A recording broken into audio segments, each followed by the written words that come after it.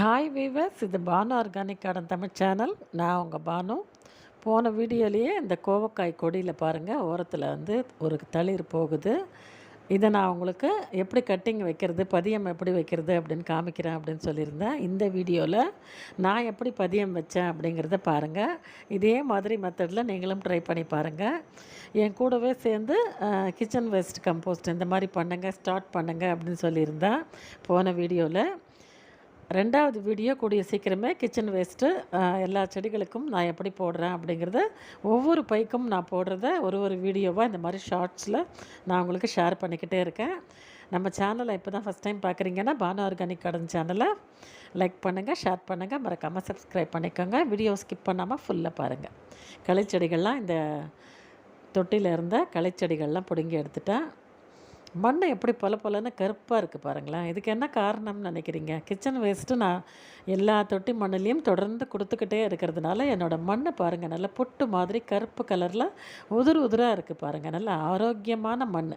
இந்த மாதிரி ஆரோக்கியமான மண்ணில் தான் நுண்ணுயிர் பெருக்கம் அதிகமாக இருக்கும். இந்த பேக்கில் இருக்கிற மண்ணில் மண்புழுக்கள் எக்கச்சக்கமாக இருக்குங்க. பாருங்களேன், எவ்வளோ பெரிய மண்புழு.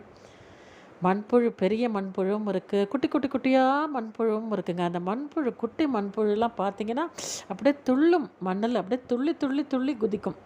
அப்படி ஃபாஸ்ட்டாக இருக்கும் அந்த குட்டி மண்புழுலாம். நிறைய இருக்குது இந்த பையில். இந்த மாதிரி காய்கறி கழிவை நம்ம பச்சையாக மண்ணில் புதைச்சி வைக்கும்போது கம்போஸ்டிங் ப்ராசஸ் தொடர்ந்து நடந்துக்கிட்டே இருக்கும்.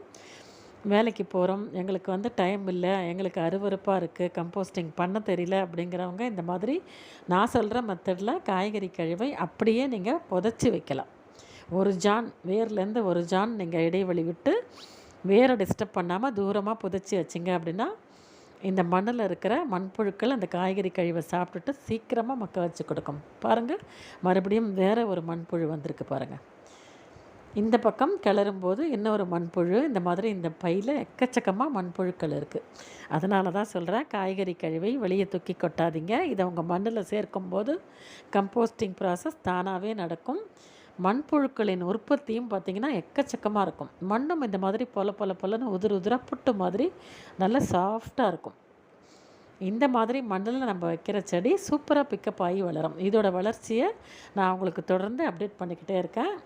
செடி வச்சோன்னா உயிர் தண்ணின்னு சொல்லுவாங்க. நிறைய தண்ணி விட்டுருங்க. இது வந்து 1 லிட்டர் தண்ணி தாராளமாக இருக்கும். நான் இந்த செடியை சுற்றி இப்போ விட்டுட்டேன். திருப்பி இப்போ மழை வர கிளைமேட்டில் இருக்கும். அதனால் பார்த்துக்கிட்டு தண்ணி கொடுக்க போகிறேன். நீங்களும் கண்டிப்பாக ட்ரை பண்ணி பாருங்கள். தேங்க்ஸ் ஃபார் வாட்சிங்.